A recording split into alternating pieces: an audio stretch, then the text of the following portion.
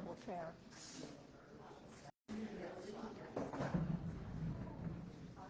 No, it's fine.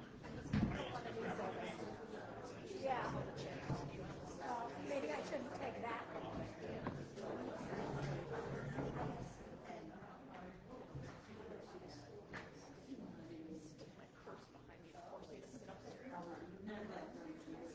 Okay, hello, good evening.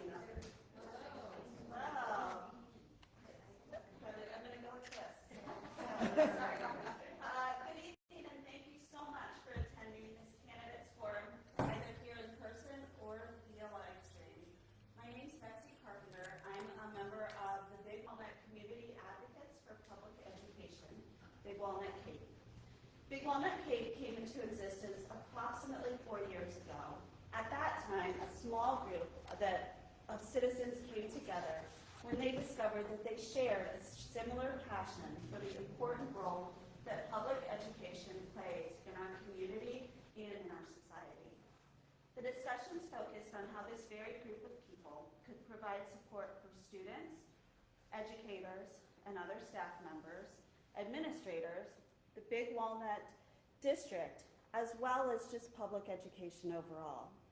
As the group grew, it was determined through a strategic planning process that it should function as a nonprofit organization with the mission to celebrate and champion all students and all staff to protect quality public education that strengthens the future of our community. This process also led to the selection of the following values which drive the organization. They are to be respectful, valuing differences of opinion and allowing others to express themselves in order to communicate and learn while expecting the same in return. To be informed, working to seek out the facts of a situation before developing a decision or a judgment. To be proactive, actively seeking opportunities to contribute to the continuous improvement of the Big Walnut Local School District and its students and its services to the community. To be open-minded, welcoming new ideas, arguments, and information that may typically not align with current thought, but are necessary to think critically and rationally. And finally, to be forward-thinking, focusing on the future so that our actions now can have the most positive long-term impact. This leads us to this event tonight. According to the Ohio School Boards Association, the role of the Board of Education is to serve as a policy-making body, and its members are the chief advisors to the superintendent on community attitudes. These nonpartisan elected positions are integral to making sure that the business of our district is run in accordance to the rules of law, to the current understandings of educational research and practice, and to the attitudes and to the desires of the community as a whole.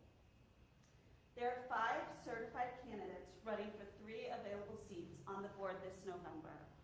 All 5 candidates were invited via email that included the ground rules for this moderated forum and information about live streaming and video.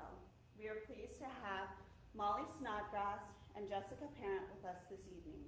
Doug Crowell did not answer, and Alice Nix and Angela Graziosi declined. We would also like to thank the people that helped to put together this event. Linda Wagner, Mary Pisano, Ashley Ryder, Leanne Carr, Kate Sturgill, and Justin Shepard. These people serving as greeters and runners, and also to the city of Sunbury for the use of this beautiful facility. And now, I would like to recognize and thank our moderator for this evening, Wendy Weiland. For introduction, Wendy and her husband moved to the area in 2006.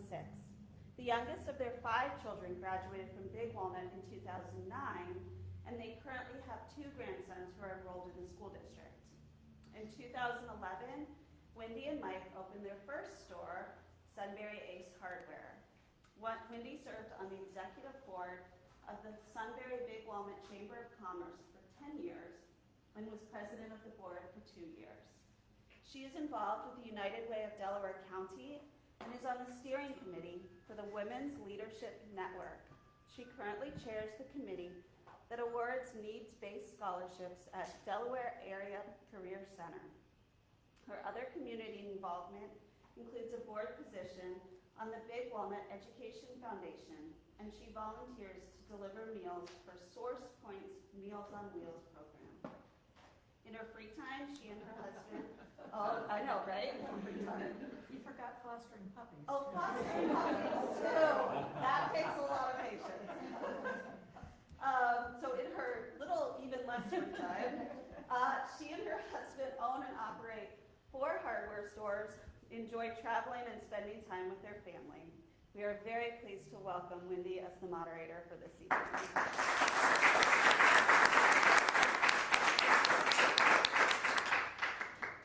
Thank you very much. I really enjoy doing this, and I think it's an important thing to do. I had heard that the others would be here, and I'm really sorry that they're not. I was sent some questions this week, and I have them for you, and I know that there are cards, so if you have questions, please give them to some, put them in the air and someone will pick them up. So, welcome, thanks for coming. What? I'm going to interrupt you. Jessica Parent and Molly Snodgrass also get 2 minutes to introduce themselves. Oh, sorry, I wondered about that. Can I move down there? I mean, is that going to throw you off? If I move over there? Does that work for you? I mean, I feel like I'm being punished on this end or something. Okay, I'll go over there.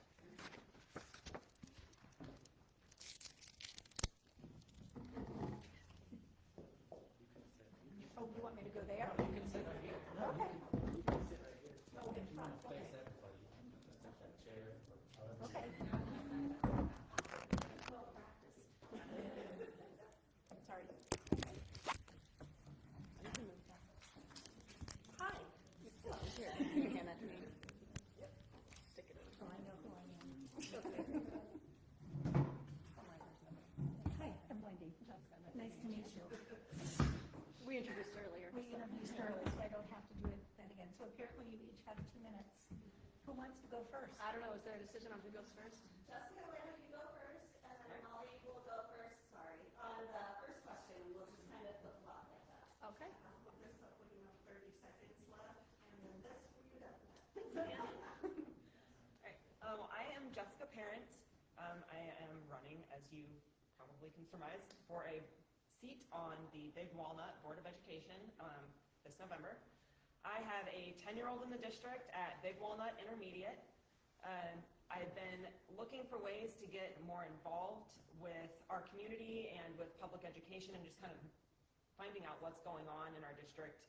And so earlier this year I started going to board meetings, and after my first time there I kind of realized that there was a need for someone who had a little more investment in what was going on in public education in this community. My son is going to be in the district until 2033, sorry.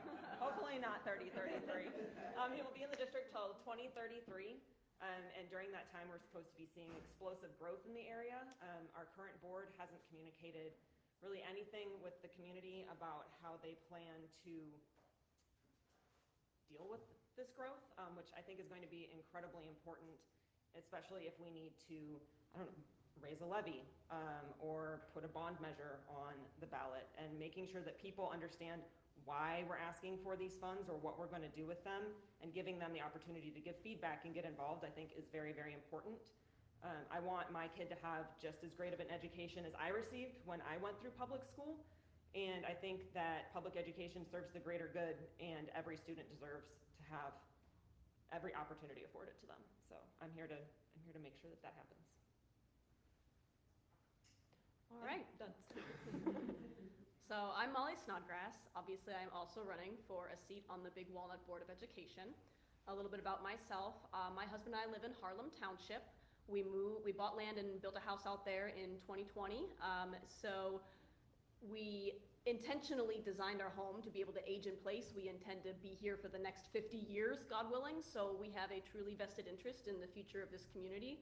We have 2 young sons, a second grader who attends Souders and a preschooler who will start there next year. So our kids are going to be in the district through 2039.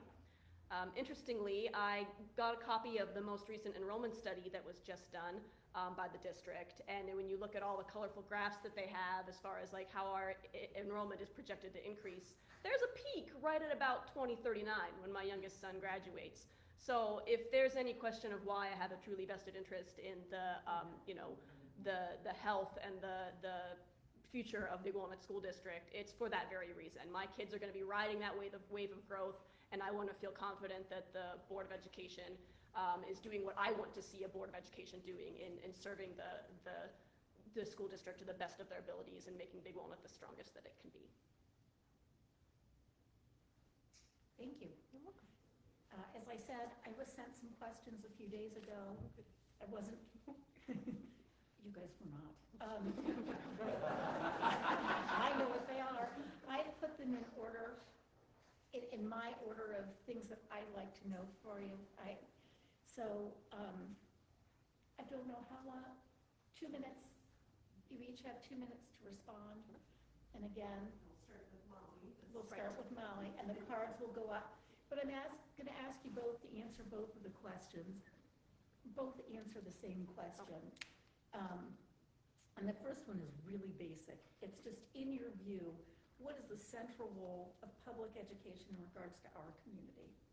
So I think the central role of public education in regards to the community is to really ensure that the future of our community, which is our youth, has the education that they need to better their own lives and better the lives of those around them.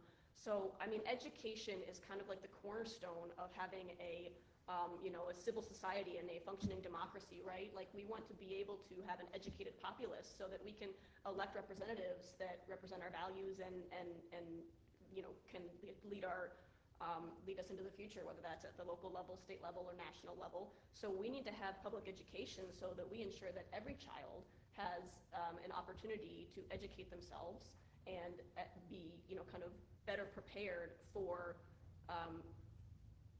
improving their own lives and again, the lives of those around them. Because the kids are our future, doctors, our future lawyers, our future plumbers and pipe fitters, our future, anything and everything, right? So if we don't have educated youth, then we can't really possibly hold a hope of having an educated adult populace in the future. And I think we need to make sure that our country stays as educated as we can. Thank you. All right, so much like Molly said, our children are our future, and one day we're not going to be here to continue making decisions and guiding them, and so being well educated is going to help them to make informed decisions down the road, learn how to investigate things. They're going to be our doctors one day. Hopefully I'll never have to have open heart surgery, but if I do one day, I want that person to know what they're doing, and that all starts with public education. If you don't have a good education at the beginning, you're not going to maybe go to college, or maybe you won't know, just some basic how-to things. Like I took economics in high school. I didn't take it in college, but like I had a basic understanding of how to balance a budget and just day-to-day things that you need to live a successful life.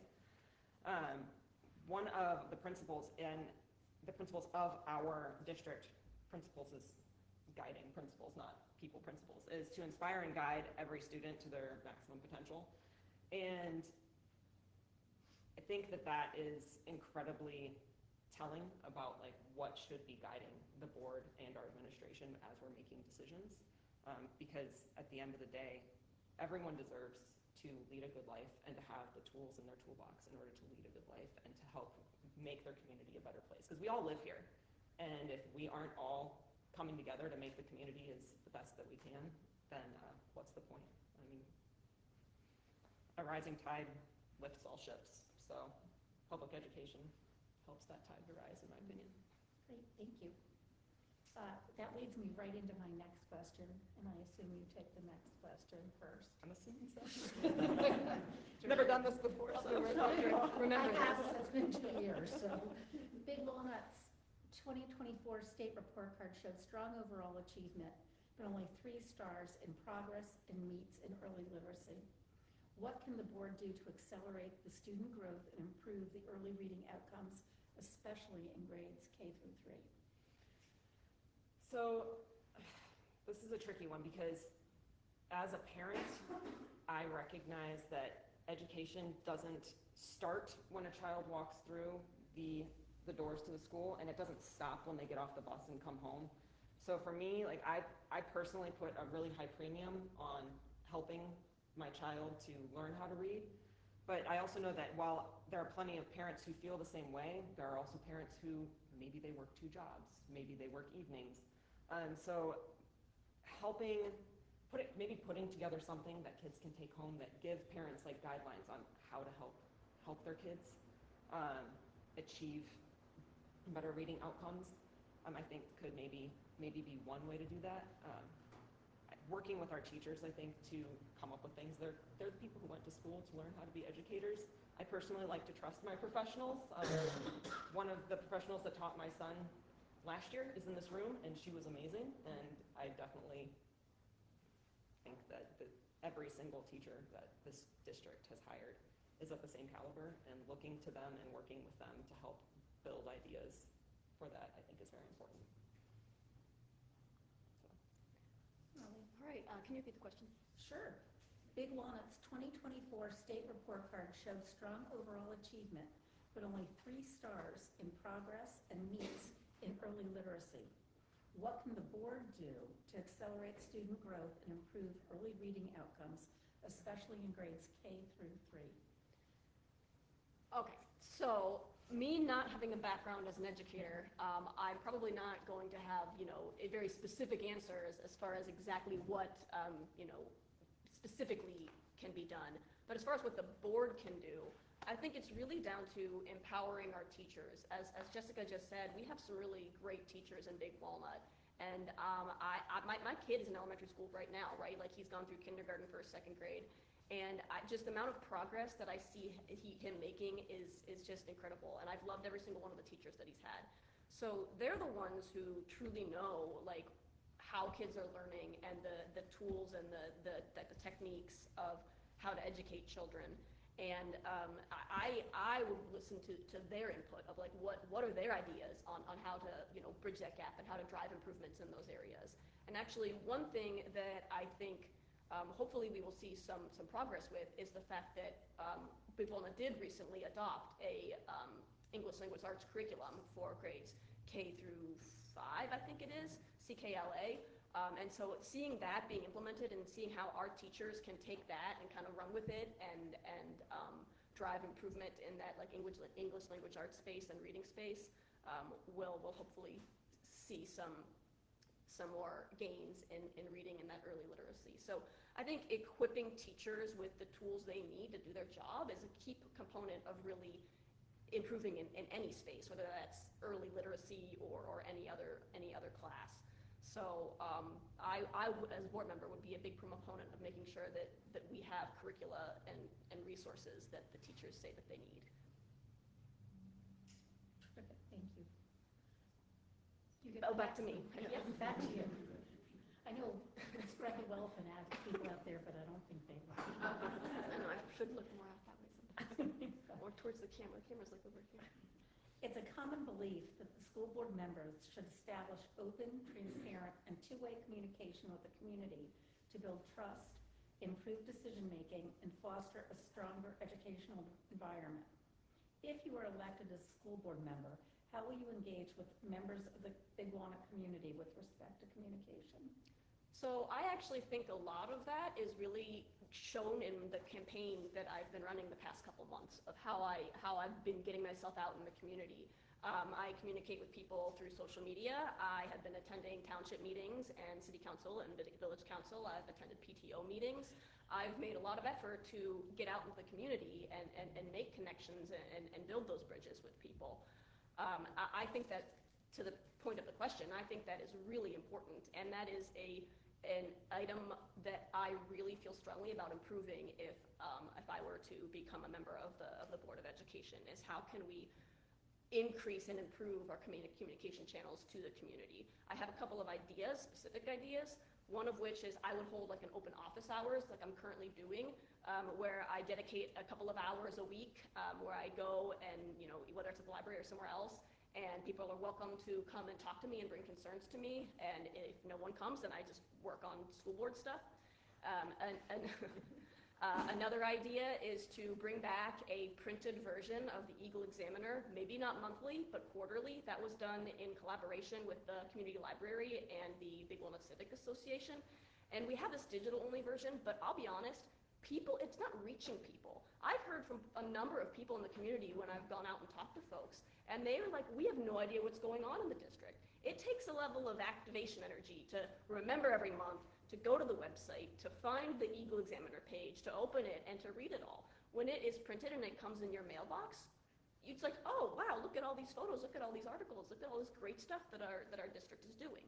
So that is something else that I would also like to bring back, is in some frequency getting a printed version of the Eagle Examiner back to every household in the district, because we need to make sure those people know what's going on in our district, because down the road, we're going to rely on their support if we need to pass a future levy or a bond issue. And if we're not communicating to them, how can we possibly expect to have that support? Thank you. You're welcome. Sorry, I'm very passionate about that one. I think that's great. It was also done with the Sunbury, we did it through the chamber. Oh, was it the chamber? The chamber did the Big Walnut Examiner. Okay. I might have got my helped work with in the writing, and then the high school actually printed it. Okay. And they sold ads, so it was also a revenue maker for the chamber. Sorry. I might have got my organizations mixed up in there. I knew it was a collaborative effort. It's fine. Would you like me to repeat it, or? Yeah. I know the gist, but like hearing it again. Okay. It's a common belief that the school board members should establish open, transparent, and two-way communication with the community to build trust, improve decision-making, and foster a stronger educational environment. If you are elected as a school board member, how will you engage with members of the Big Walnut community with respect to communication? All right. So, much like Molly was talking about with the Eagle Examiner, I remember getting that when I first moved into the district, and I thought it was super cool, and then it just stopped. And like, even though I have a child in the district, also to one of the points she made, like remembering to go look for it, or even though it comes to my email because my son is a student in the district, like that gets buried. Life happens. When I bring my mail in and I see something, like, oh yes, I need to read that. But there are so many distractions with this day and age. Like, I mean, you pick up your phone to go look at the Eagle Examiner, and a Facebook notification pops up, and you're like, oh, I wonder what Mary Steinbeck was doing over, and then you forget that you're picked it up to go look at that. So having a printed communication, it doesn't have to be, like she said, it doesn't have to be monthly, it doesn't have to be long. I love the idea of ads, because you can, even if it was to help offset the cost of it, or to put donations toward a charitable organization, or to put it towards a civic association, or whatever else we might want to like help out with our community. I think that written communication is still kind of the thing that a lot of people see. Like, I mean, I don't like to read books on a Kindle. I like to read a book. I mean, maybe I'm old-fashioned. I don't know. But then another thing as far as communication goes, so outside of just people living in the community, part of our community is also our teachers and our staff.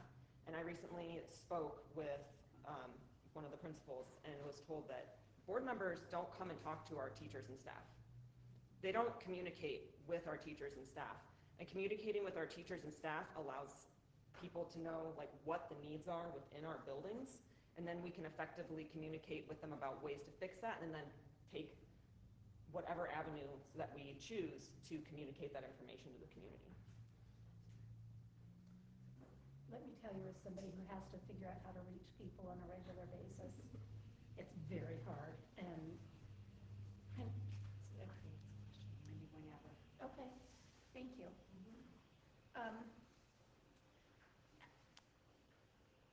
So this goes to you first.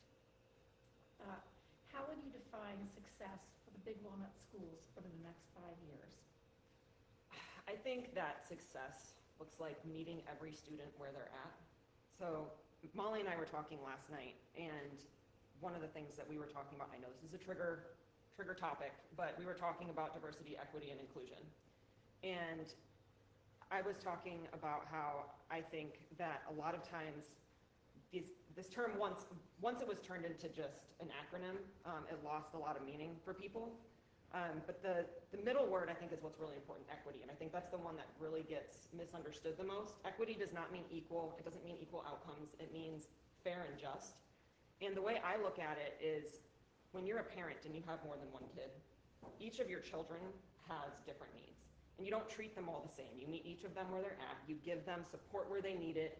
You lift them up. If they don't need extra attention or want to be left alone, and this other one needs it, like, you switch off and on. And as a parent, I want my child to have the same kind of attention at school as what I would give them at home. So as far as like equity goes, you're gonna have some kids who have an IEP. You're gonna have some kids who have a WEP. You're gonna have some kids that don't have either of those. And meeting each child where they're at allows for equitable outcomes. That doesn't mean that every single kid is going to be valedictorian, but it does mean that if we treat every child as though they are the most important child in the room, that they will be able to meet their maximum potential. And whatever that is, we help them get there in whatever way we can. Thank you. All right, so if I remember this question Do correctly, you want me to read yeah, it go ahead. again? Did you get it mixed up? Something about the next 5 years, I think. How would you define success for the Big Walnut schools over the next 5 years? So, 5 years, I mean, like, I'm actually thinking more long-term, because my kid is, like, I've got such young kids, so trying to backtrack into a little bit more of a shorter time frame here. So just in the next 5 years, what I would want to see as success for Big Walnut schools is I would like to do an updated or a new strategic plan for the district, so that we can actually bring the community together and kind of revamp with a strategic plan that was done a decade ago. It was called Vision 2020, done in about 2015. Vision 2020 is 5 years ago, right? We don't have a current strategic plan that would inform kind of like the goals for our district going forward. So I would want step one to be, let's update our strategic plan. Let's identify actionable goals for our administration. And let's make sure we can then measure them against those goals to see progress, year after year. The issue with like knowing what's our top priority over the next 5 years, or what success looks like over the next 5 years, is right now we can't even answer that. The district cannot answer that if we don't have a plan, right? If we don't have goals and actionable, steps to take, how do we even define what success means to us? If the school district cannot even put a plan in place that defines what success is in the next 5 years, like, how can we even say whether we're successful in meeting that, right? So we need definition of what that is, and that needs to be a community-driven initiative, right? And that's another opportunity to get the community involved, right? Have this new, updated, revamped, whatever you want to call it, plan in place. I think that's especially important given that we have a new superintendent, a new treasurer, and a new director of academic achievement. All three of those critical roles are new since the last strategic plan was done. So I just think that's a really critical part to make sure that we have an actual defined criteria for what success does look like in the next 5 years. Your answer was better than mine. I missed the 5-year part somehow. I completely blanked that out. That's okay. I'm going to follow it up with 2 questions back to back that are very similar, and will take you to the same place. How's that? How would you foster a productive relationship with your fellow board members? I am actually a pretty collaborative person, and I'm really non-confrontational, so I'm like the peacekeeper, right? I'm a quintessential middle child. I am a middle child, and I'm the quintessential one. I try to, my 2 siblings on either end of me were always the one butting heads, and I was the one trying to smooth everything out, right? So I think I have a really good presence and way of communicating that is non-aggressive and, you know, can tone down, you know, kind of those people in the room that might have stronger personalities and harsher tones in their communication. So if I get a seat on the board, I would want to kind of bring back to the table, bring a kind of like respectful, like, let's understand your concerns, let's understand your concerns.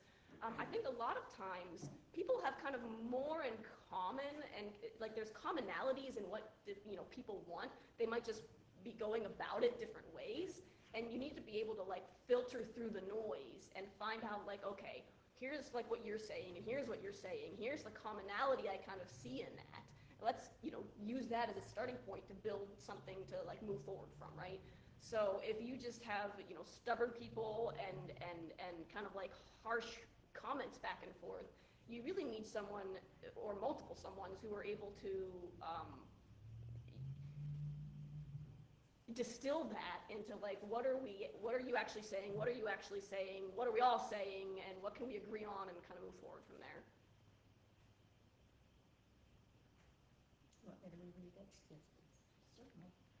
How would you foster a productive relationship with fellow board members? So I am a strong proponent of coffee and tea fix everything. So honestly, just starting with like if I'm elected, just getting together with my other board members over just like coffee or tea in a non-confrontational, non-charged environment, getting to know each other. I have found that it's a lot harder to be at least permanently angry at somebody that you know and respect, rather than just somebody who you work with and you know that maybe you won't get along, and then you just kind of go into that situation with that mindset. So I think it's also important to approach every situation not assuming ill intent. So to Molly's point, most people have the same goals at the end of the day. We all want our kids to have a good education. We want to be able to pay our mortgages. We want to be able to afford our groceries. We want to breathe clean air and drink clean water. We want to have free time. We want money to retire with eventually. And we don't all have the same journey to getting to these places, but it's pretty much what everyone wants, the same things. Everyone wants a good life. Everyone wants to live the American dream.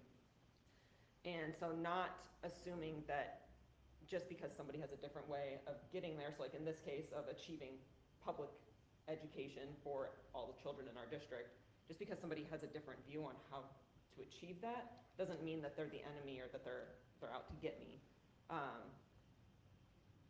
Also being able, I'm one of 5 kids, so I'm also used to conflict, and I learned very early on how to spark it if you want to, but also how to kind of like tone it back, because I had to babysit and I had to make sure that my siblings were still alive when my parents came home. So take some of those skills. That's great. There's been a lot of discussion at board meetings about the lack of committees. So this follows right up to working together. If elected, are there committees that you think should be implemented? And if so, which ones would be most important, and what makeup might serve the community best? Do you want me to read that again on this chart? No, I think I got it. So since there's a lot of different things that are important in one moment or another, I think that the committees would kind of depend on like what the board's focus was at the time. So I'm not really sure what would necessarily be the best committee, unless of course it's like, hey, let's go get coffee with your board members committee because, you know, caffeine.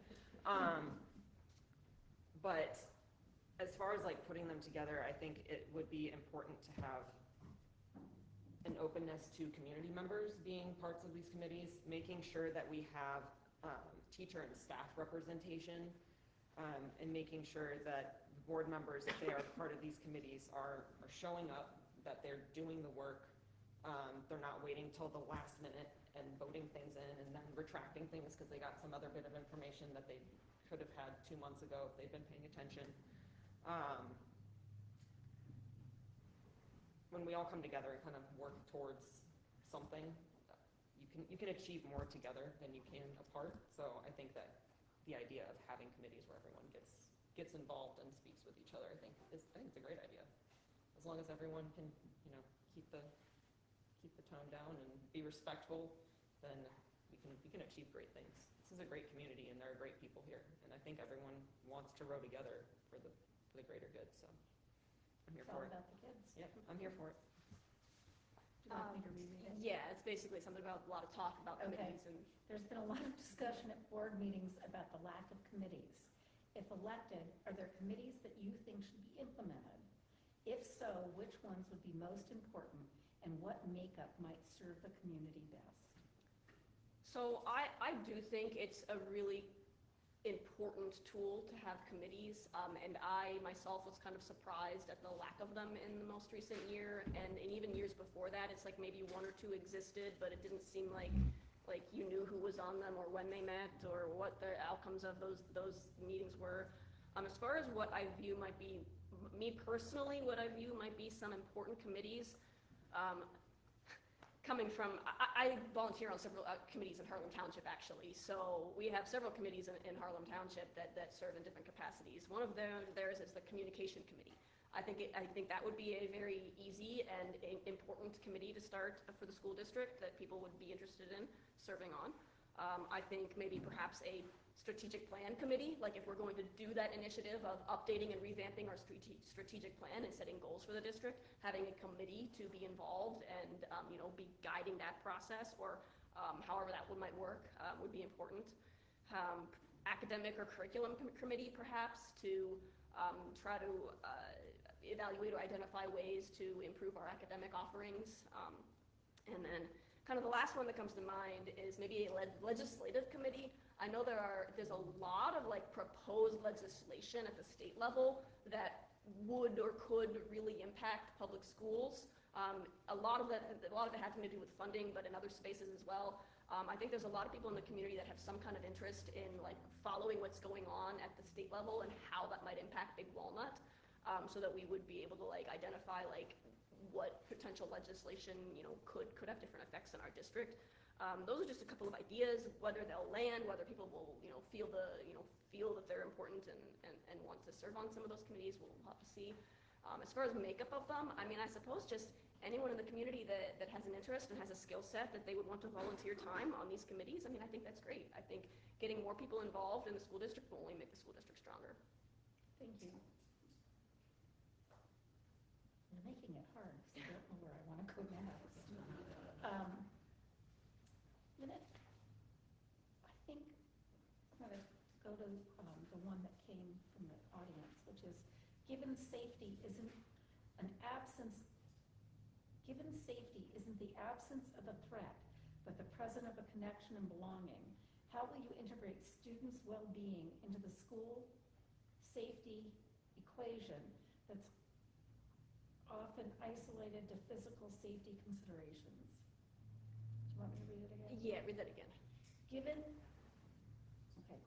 Given safety isn't the absence of a threat, but the presence of connection and belonging, how will you integrate students' well-being into the school safety equation that's often isolated to physical considerations? So I think what that's trying to get at is, how do we make sure that every kid feels like they matter and feels like they are valued, and that they are seen by their teachers and seen by their peers, and have friendships or connections in their schools. So I think that comes down to culture and what we as a community value, and how we would want to build a culture in our schools. And I'll be honest, since I only have a second grader and I haven't seen much beyond kindergarten or first grade, where there's not a lot of cliques haven't formed yet, and bullying hasn't really become a problem yet. I don't know that I know exactly how the culture is in the rest of the schools, but I would want to make sure that we do find ways to stress the importance of kindness and respect for others, and reaching out to the kid who maybe doesn't have anyone to sit with at lunch, and just making those human connections. I also kind of think that needs to start kind of at the top down, right? If we expect kindness and compassion and respect from our kids, we need to be the examples of that, and we need to be kind to one another. We need to show respect to one another as board members, and as administrators. And if we're setting that example and setting that tone for the district, I would like to think that would kind of permeate through the rest of the schools as well. Thank you. Would you like me to reread it? I'd be happy to. Yeah. I That was a long I one. might get it even I better was like, this time. I think I kind of know what I'm gonna say about it. Given safety isn't the absence of a threat, but the presence of connection and belonging, how will you integrate students' well-being into the school safety equation that's often isolated to physical safety considerations? Yes, so, as we've kind of seen throughout the last few years, a lot of times when there is a threat at a school, it's normally because a child has felt isolated or been bullied, or they have some other mental health need that's not being met. And when we feel like we have someone we can rely on, like we feel like someone's got our back, that people are gonna be friends with us even if we mess up, people are less likely to lash out in anger. So just creating community can help prevent threats, one. But one of the things that I've really liked since my sons started school in the district is every year when they do their yearbooks, they have the kids create them, and they always give them a theme. And one year was like Better Together. Another year was like You Belong. I mean, and when you drive past the intermediate school, I don't know that it's up there right now, but like for a long time, like last year, every time I went to go pick up my kid, it was like You Belong at BWI. And the teachers and the staff do a really good job, I think, of making every kid feel included. My son has been in the school district long enough to go through some bullying things, and the way that the teachers and administrators have dealt with it has been absolutely amazing. Mr. Plummer, who was the mental health guru of the district, if you will, he had a great program for the boys called like Young Men's Club or Young Boys Club or something like that. And it was essentially where he would get the boys together and they would talk about what it meant to be like a good person and stand up for people who were being bullied, how to stand up for yourself, how to be kind to other people, being aware of how you were treating other people and how that might make them feel. And I think maybe taking that and expanding it could be a great idea. Oh, sorry. I heard the paper. My peripheral You're vision not even in my peripheral, sorry about that. I can turn a little more. I was just ignoring you. Sorry. Just kidding. This leads me to my next question, and I think this is a hot button one. Arming the teachers has been discussed in Big Walnut and is currently tabled. Do you think arming teachers is the best solution to keep our children safe? Absolutely not. And I will tell you why. Right now, as far as law enforcement goes, our best shots in the state are our state troopers. They hit 1 out of every 4 target. Like 1 out of every 4 shots they take actually hits its target. That's the best shots we have, and they train for this every single day. I personally own a firearm, and I would never, ever, ever feel that I would have the wherewithal in a room of 25 children while I might be worrying about where they are or anything like that. I wouldn't want to have to worry about whether or not I can accurately defend them in a single shot. Not shoot through a wall, get someone on the other side. There are a lot of things to consider. And a lot of people, I think, who have this idea that we should arm our teachers haven't been through comprehensive firearms training. There is a lot that goes into carrying a weapon. There is a lot of responsibility. There's a lot of things people don't consider. And I mean, like, your shot can go through a wall. So say someone comes into your classroom, I don't want our kids to get gunned down. I think that is, I worry about that sometimes with our kids. We live in a very, very safe place. I like to think that would never ever happen. But the reality is we see school shootings on the news every day. And it's terrible, but I don't think that arming our teachers is the answer. And I also am worried that if the person with the wrong mentality was armed, that instead of getting their kids into a closet and keeping them quiet and keeping them safe, they might go out and try to do something and end up getting themselves killed and then leaving the children defenseless. So, Thank you. yep. Oh, emotional on that one. Yeah. You do not need to repeat the question for this Thank one. you. She said a lot of really great stuff there. So I'm also just gonna really quickly say, absolutely not. I do not think that arming the teachers should be revisited at all by this board or any board for that matter. Our teachers are there to teach children and not to necessarily be responsible for, in that way, with the firearms for the physical safety of their kids. Now, are they responsible? That came out wrong. I would like to think they're responsible for the physical safety of the kids if some event were to happen, but not in the way where they'd be armed and no. I would rather invest in additional, safety resource officers or additional, mental health and other kind of like well-being services that kind of are the preventative to hopefully kind of keep anything at least from happening that comes from within the school district. So yeah, I don't know. I probably can't say it better than Jessica. So I would absolutely not revisit that for the Big Walnut Board. Thank you. Let's switch.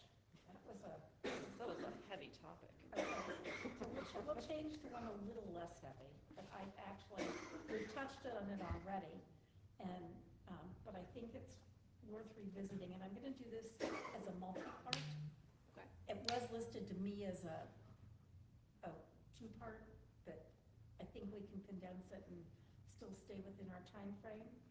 Do you think that it is appropriate and necessary for a school board member to actively advocate for the benefit of Big Walnut schools when there is legislation being considered at the state level?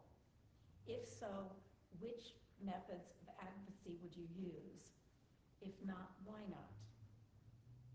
And the second part is, the example I'm going to give is the should Big Walnut join the Vouchers Hurt Ohio Schools lawsuit? So the first part of that question, I do think that the Board of Education should take at least some stance on legislation that's proposed at the State House if it's going to impact the school district in some significant way. I don't know, I would rather it be like a collective effort, like not individual board members doing it, but I would like to see the board as a whole, maybe collectively coming up with something to speak to. But if other board members don't feel that way, I mean, it's still within the right of individual board members to speak on their own behalf if they so choose. I would want to take more of a position of, I want to make sure that our community is aware of like potential legislation that's being considered. I think that's an important part of the school board, is maybe not so much the advocacy up, but the advocacy, like the outreach kind of down to the community. Like, we're staying informed of all this to understand how it's going to impact Big Walnut, and we want to make sure that the community knows what's being considered to empower them to decide whether they want to get involved themselves or not. Because kind of what I've come to learn from just getting engaged in some of these spaces is that a lot of people just don't really like pay attention or realize what the state legislation that's being considered is. People are busy, they've got lives, they've got jobs. I don't know how I find the time to do it, but a lot of people just don't end up finding the time to stay involved and informed of state level politics.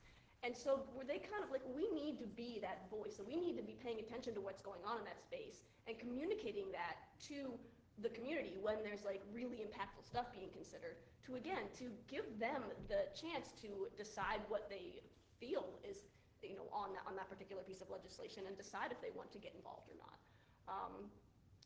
There was a second part to this question. We'll do it as a second. Okay. We'll forget it as a first. We'll forget I combined and I'll come back. Do you want me to read the first part again? Are you done? I'm sorry. Yes, I mean, Would you like me to read it again? excuse me, getting over a cold. Might as well. Okay. Do you think it is appropriate appropriate and necessary for a school board member to actively advocate for the benefit of Big Walnut schools when there is legislation being considered at the state level? If so, what methods of advocacy would you use? If not, why not?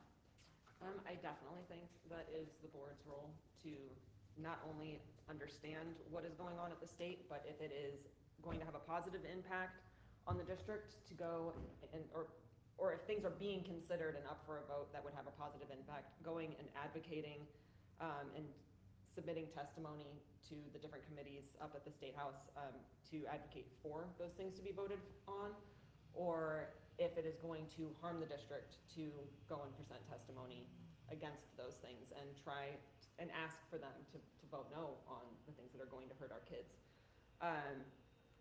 Public education, in my opinion, is apolitical, or at least it should be. My child is not a political talking point. His future is not up for debate based on whether or not I vote a certain way. It shouldn't be dependent on which party is in power, either of them or a third party. Our kids are our kids. They are important, and I think that we should be fighting for them.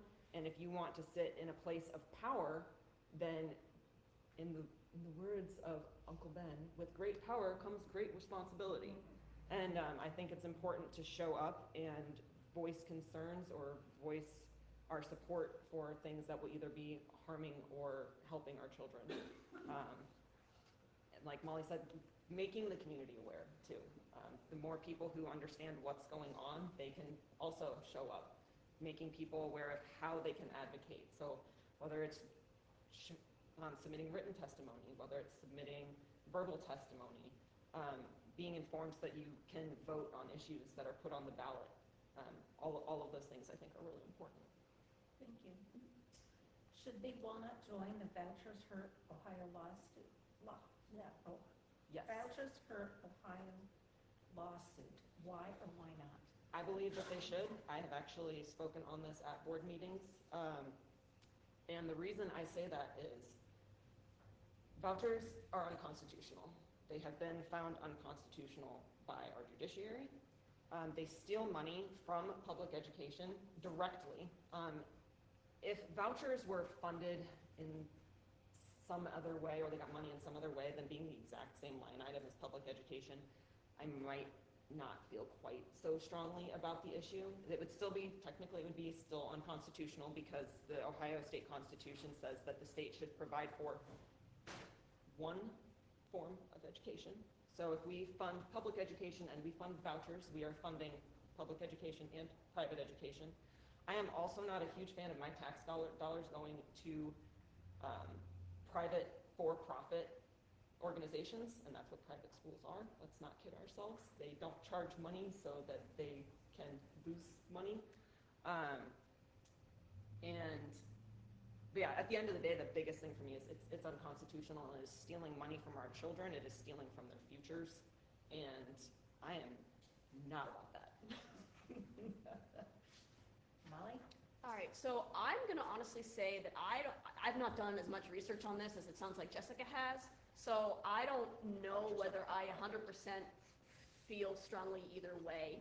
I would want to at least have a discussion as a board as to the merits of joining or not joining that lawsuit. As I understand it, quite a few districts in the state have, so it's clearly something that it's not like some fringe case. I think when it comes to vouchers, one part that she said is kind of like what sticks out to me is like, I would want parents to be able to educate their child in however they see fit. But when it comes to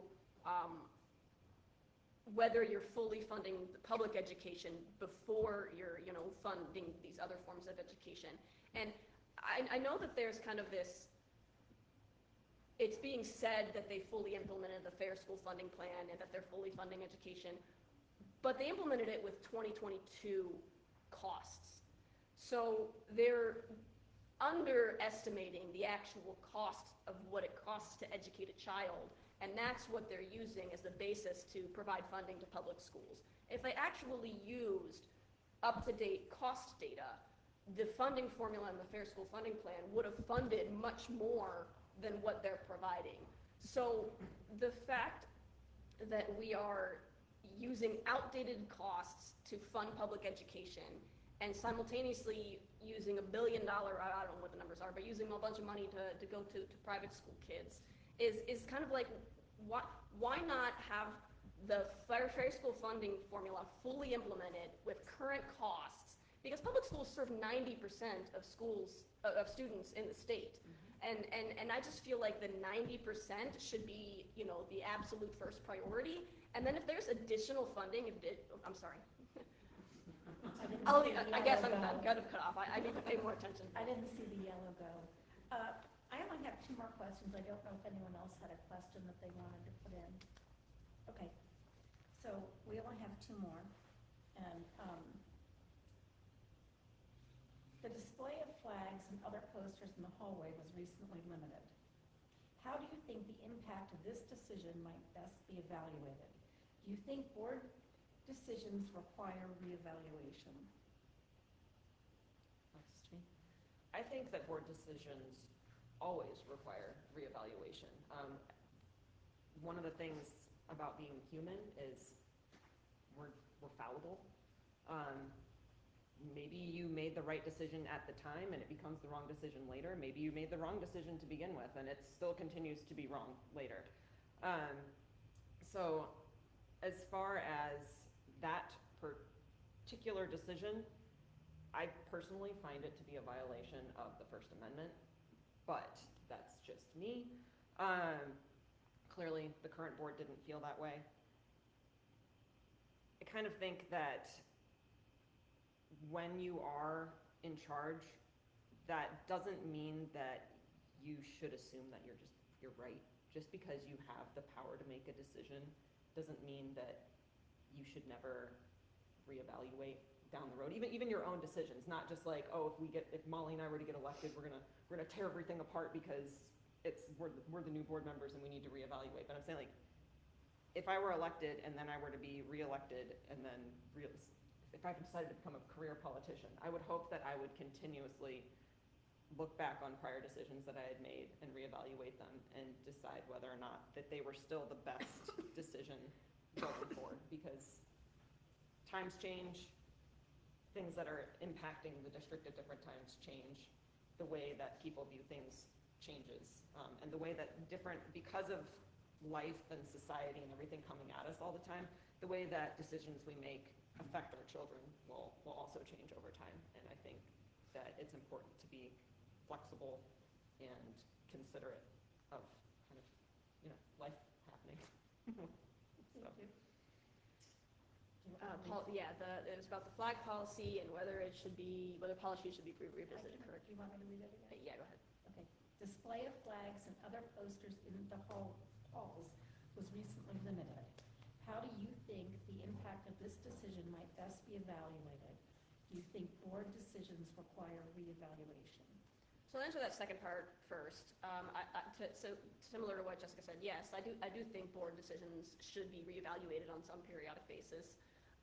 And as far as the specific policy with the flags, it's like I understand the reason for people wanting to limit what types of flags are displayed, but I personally feel like that policy went way too far, because it not only limited what flags could be displayed, but it made it so that you couldn't display anything without like approval of the superintendent or whatever, and that included like limiting where like students could advertise for their clubs and stuff to like 2 bulletin boards in the whole school and only on like an 8.5 by 11 sheet of paper. And it's just kind of like, really? Like, how are kids gonna know what clubs and activities are out there if they have to like go out of their way to find a bulletin board where something is advertised? So I think perhaps a compromise could be reached where if we can't, perhaps rescind the policy entirely, we leave the flag part in so that the flags are, only limited to what those 8 items were, but not like limit what teachers can display and not limit like the posters and the advertisements for student clubs and student activities. So I really do think that ought to be discussed. And as far as how to evaluate the impact of it, honestly, go talk to the teachers and talk to the students in the high school and the middle school, which would be the schools probably most impacted by that policy, and just find out from them, like, do the kids feel like, oh, I never have any idea what's going on because I don't see any flyers for things. I mean, find out from the source. Is this policy an issue, and could there be improvements made to it, and what those improvements might be? Thank you. My final question of the night, if we don't have any others, and you get to go first, Molly, is what are the top 3 priorities you would focus on if elected? So the top 3 priorities, I would want to improve communication and collaboration with the community and the school district. I would want to update and implement a strategic plan and set goals for the future of the district. And I would want to ensure that we continue to find ways to improve and innovate and arm our teachers with, whatever they need to take our district to that next level, right? I know the board doesn't directly influence a lot of that. A lot of what the board would do is kind of set the priorities and set the goals and let the experts be the ones to reach those and hold them accountable to reaching those goals. But I think those are kind of the 3 things that I see wanting to accomplish as a board member, is increasing engagement and communication with the community, having a plan in place for where this district wants to go, and ensuring that we're equipping our teachers to help continue to improve our academic offerings and improve the outcomes for our students. Thank you. All right, I do not need that one repeated. It was nice and straightforward. So as far as my 3 things, communication is the big one. Communication makes the world go round. I currently work as a software engineer on a fully, globally distributed team, and we get stuff done. And it's because we make sure to have open and honest lines of communication at all times. This would include, as I mentioned earlier, the board doesn't go in and talk to our teachers and staff. Making sure to understand what the boots on the ground are experiencing and what they're seeing and what their needs are, what they think the needs of our students are, I think is incredibly important. That to me, I was shocked to find out that was not a thing that happens. Communication. Teachers, community, even heck, sit down with the students. Find out what their needs are, directly from them. As far as number 2, advocacy and outreach. So being aware and informed of what's going on at the state level, how that impacts us. I think a lot of people, when it comes to politics, kind of focus more on the national level, but really what impacts our day-to-day lives is what happens at our state house and here in our local community. Those are the things that we can affect. And as far as the 3rd thing, just making sure, as I said before, making sure that every kid feels that when they leave and they graduate at the end of their 12 years in the district, that they have been given every tool in their toolbox is there. They have been given every opportunity to advance, that they feel a sense of community and belonging, and that they know that when they go into the school, they know they're safe, whether that is physically safe, that's mentally safe. I think that my time is up. I want to thank you both for being here. It's been a pleasure meeting you. I've never met either of you before tonight. You weren't scared even with those questions. I wasn't? Oh, darn, I tried. It was so scary. You guys can each have 1 minute to sort of summarize yourselves. I didn't know that. Sorry. I think it goes to you first. How do I summarize myself? In a minute. So it's based on kind of what I said. I'm here because I truly and deeply care about the future of every single child in this district. Every kid comes from different backgrounds, different walks of life. Families have different values, but it's still important that no matter what, when those kids walk into the school and when they leave at the end of the day, they know that when they are there, they are safe, they are cared for, and that everyone in this district has their best interests at heart and wants them to succeed. So, thank you. Go Big Walnut.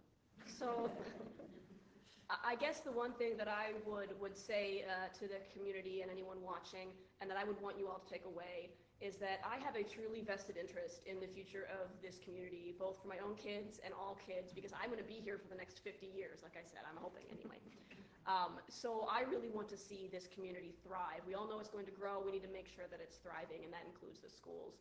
And the other thing I would really hope that I was able to impress upon you tonight is that I'm a rational person who wants to hear all opinions and can talk to others in a respectful way and try to really understand what your concern is and what your concern is, and try to find, you know, common interests and common ground to make the decision that's the, you know, best decision for the most people and move our community forward. I'm not an extremist. I am, you know, really wanting to just do the best that I can to serve this community.